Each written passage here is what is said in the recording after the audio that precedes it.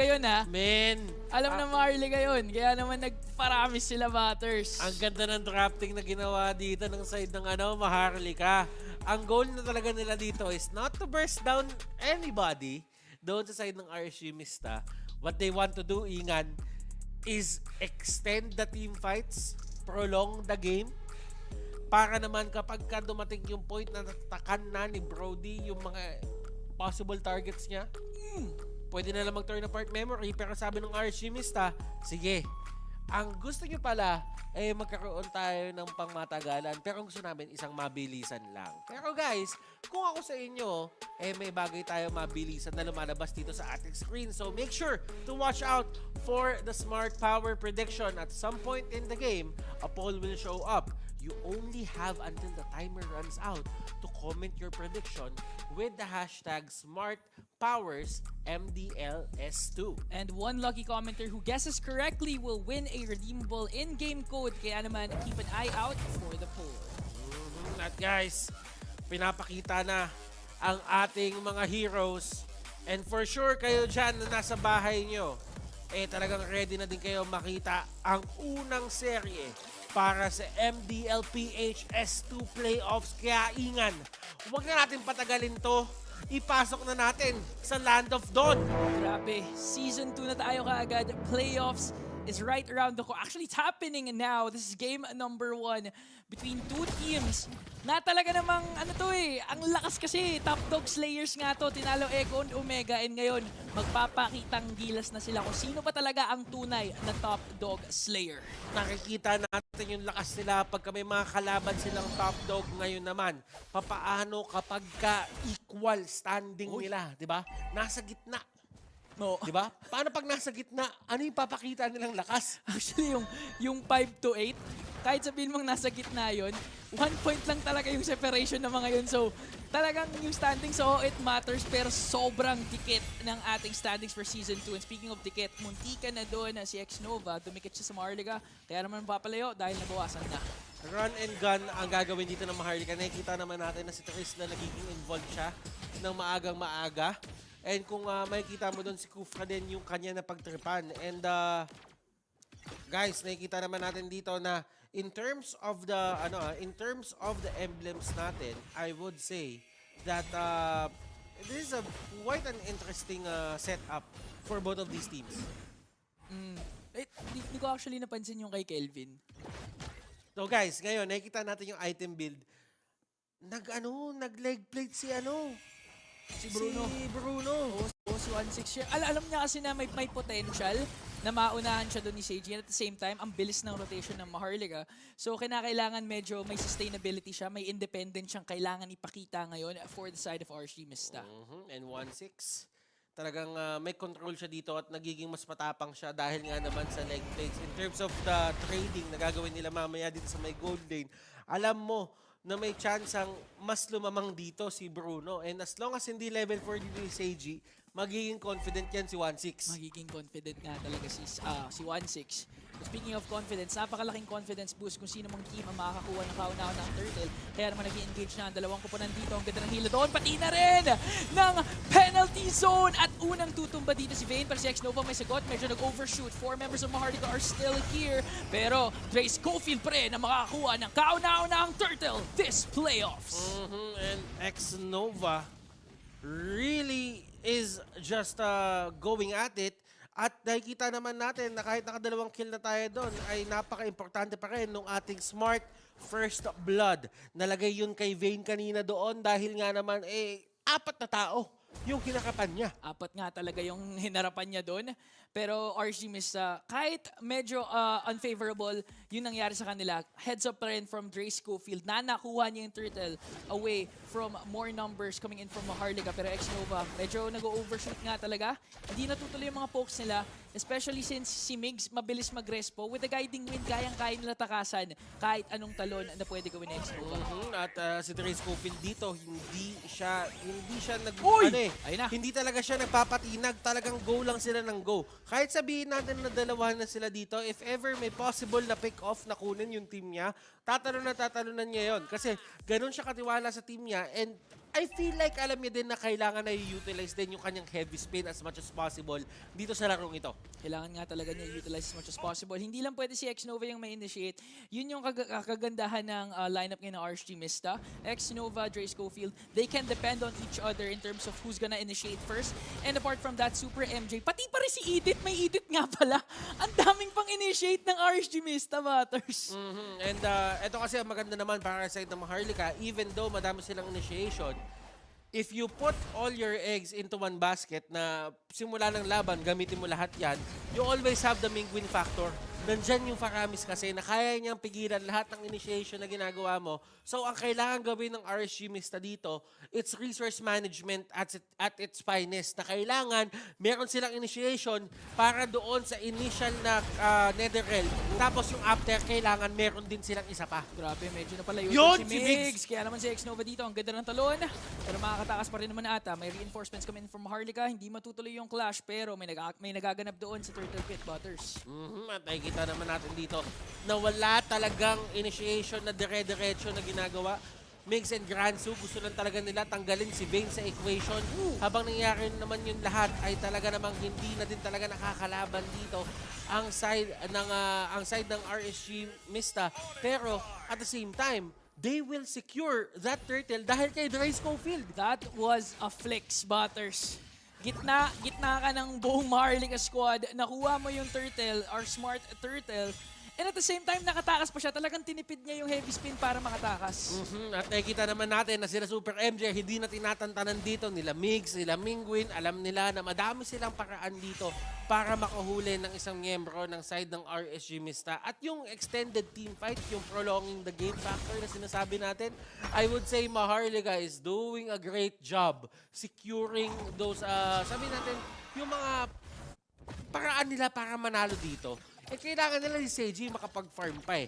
And for them to do that, kailangan si Bruno hindi umabot sa point na parang 8 minutes pa lang, parang ang damage niya, 2,000 na. Napakasakit na. Oo, Pero hindi speaking of pwede yun. damage, ito na nga, medyo nararamdaman na natin. X-Nova, yumakap doon pero nakatakas si Migs. And now Dre Schofield talagang inipit dito si Kelvin. Dinala hanggang sa base ng RSG Mista pero the Netherrealm is casted right on at time. Pero naipit dito ngayon si Kelvin. Pinupuruhan ng 4 na miyembro ng RSG Mista and RSG secures their very first kill. So ganun pala ingan yung dating. Ang unang papasok talaga si Vayne. Pangalawa, ang susubok mag-control ay si Dre Schofield. Tapos, after ng Netherrealm, tatalon si X-Nova. Oo. Tsaka Ganun pala. Pang zone din yung ginawa doon ni X-Nova. Kaya ang ganda ngayon ng layering of skills ng RSG Mista. And now, the kills that they got are translating to an objective takedown. Gusto nilang kunin yung top lane turret. Medyo nahihirapan na si Mingwin, pati na rin si Migs dito to sustain the damage. And alam mo, Butters, may napansin ako Ano? Kanina, sa head-to-head natin, napansin natin Maharlika, mas objective control sila. RSG Mista naman, mas engage, mas gusto nila yung kills. Pero ngayon, baliktad yung nangyayari, Butters. Baliktad nga yung nangyayari. Nakita natin doon sa ating stats beforehand, bago magsimula ito, na talagang magkaiba sila eh. Pero pakiramdam ko, iba yung iba inihain nila. Parang something new talaga. Heavy spin, ginamit sa may gitna. Grabe yung heavy spin doon ni Dre Schofield. Granzu, ginamit yung penalty zone, pero bago mag-kick Give up in, nila. yung CC, ang ganda ng heavy spin resulted to a disengage for RSG. Pero tama ka, give up ng RSG, Maharlika secures the very last turtle. Ayaw mo na nila lumaban dito. Kumbaga for RSGM, they want to be equipped as much as possible before letting 1-6 join the fight.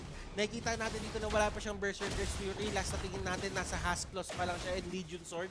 So it means na kailangan niya pa ng extra time to get those items. Kapag ka may Berserker's Fury na to, I think go time na para kay 1-6 tsaka sa RSG Mista. Tsaka mo papansin mo, sobrang nagre-rely ang RSG Mista sa damage output na ilalabas ni 1-6. At pag nawala talaga si 1-6 sa fray, mapapa-out yung RSG Mista kahit ang dami nilang crowd control, kahit ang dami nilang pang-initiate. Pag wala si 1-6, we cannot engage. At nakikita natin si Vayne, kanina pa nila talaga binibigyan. Kumbaga, si Vayne ang hindi nila binibigyan si Vayne ng pagkakataon na magkaroon ng impact sa kahit anong teamfight.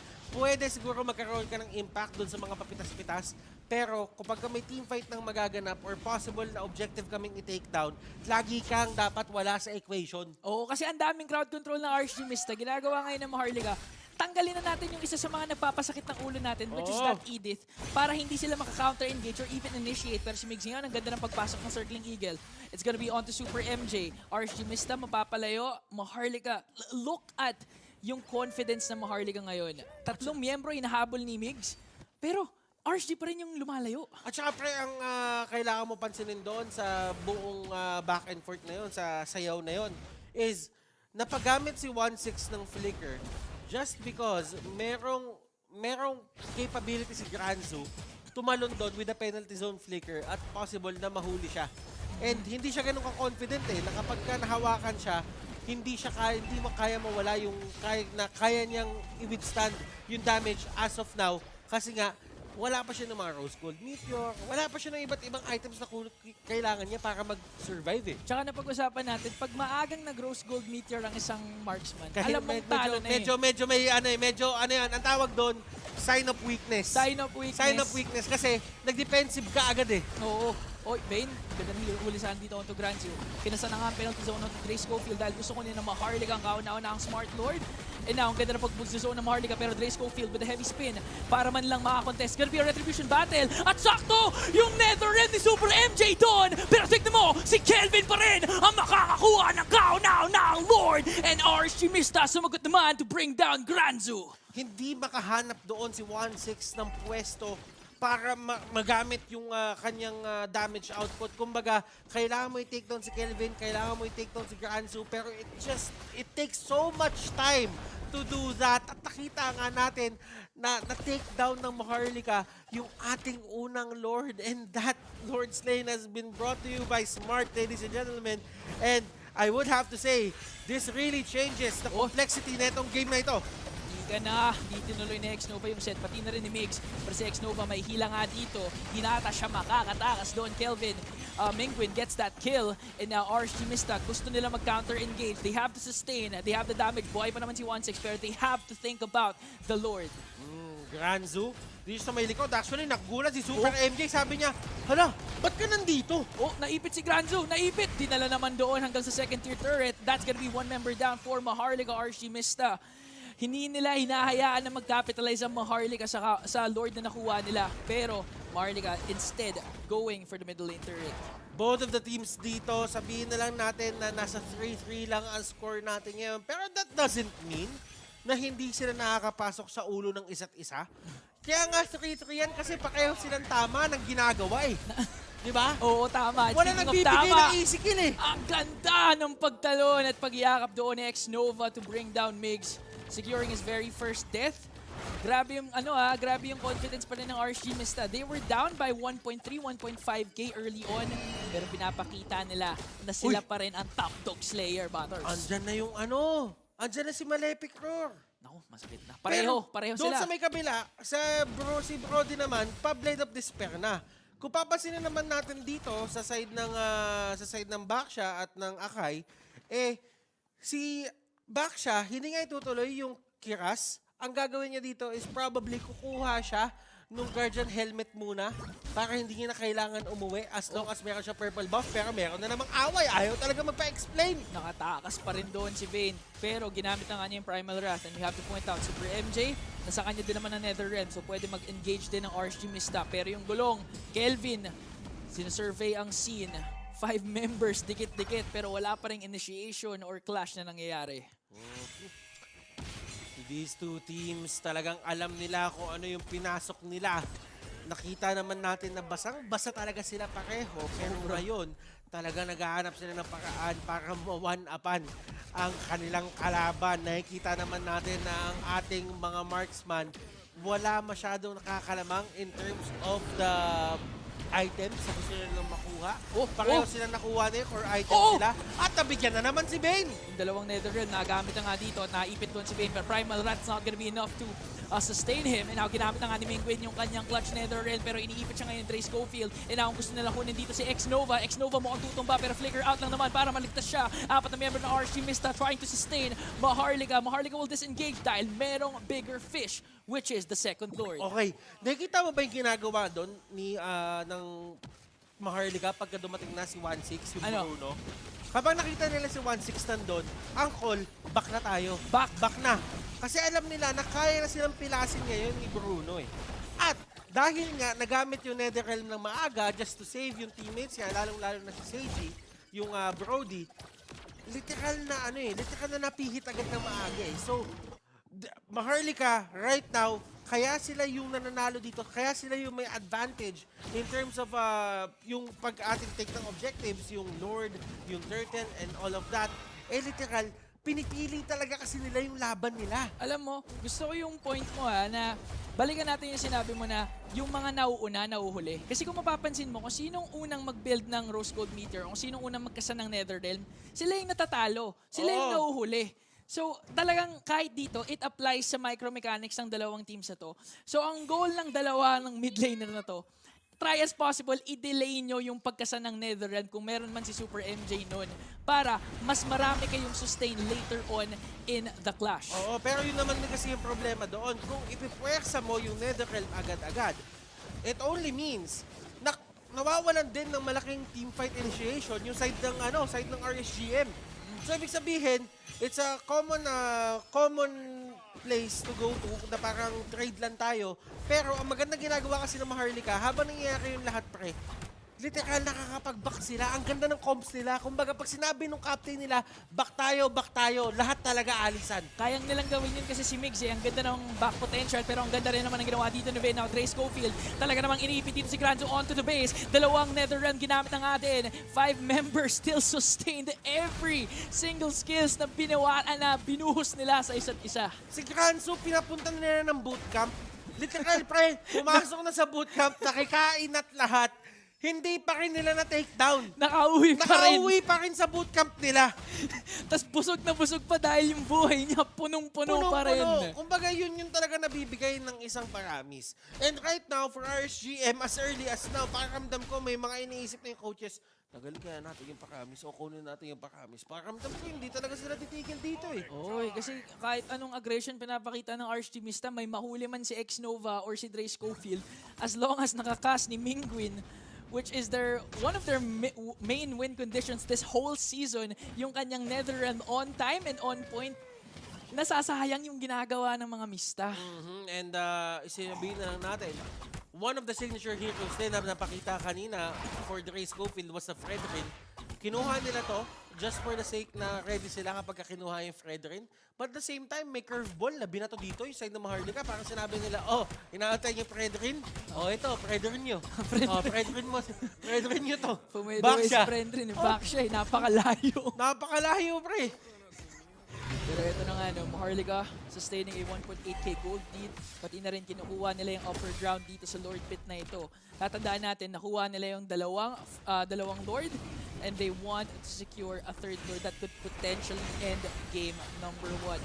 30,000 HP for this Lord. Mix, kinasa na nga ang kanyang Circling Eagle onto Dre Schofield pero buhay na buhay pa rin. X-Nova nag-charge doon. Hindi na nakuha si Mingwin. That's one initiation wasted for RSG Mista at hindi pa rin nare-reset ang Lord. X-Nova, he has to make things count. Alam ko kanina pa natin pinag-uusapan si Mingwin at saka si Migs. Pero X-Nova, he still hasn't found that opening para makagawa ng magandang initiation.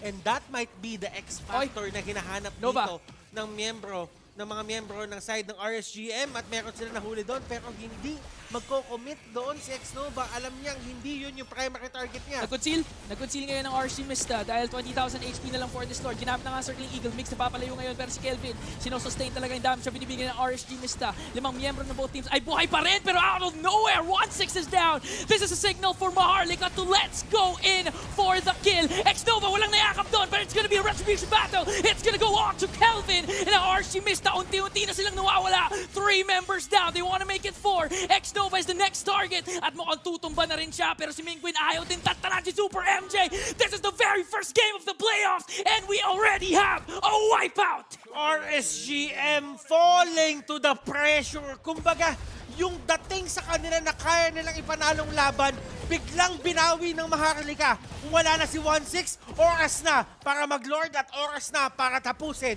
ang game number 1. That was a very fast game from the Royalties. Butters, hindi natin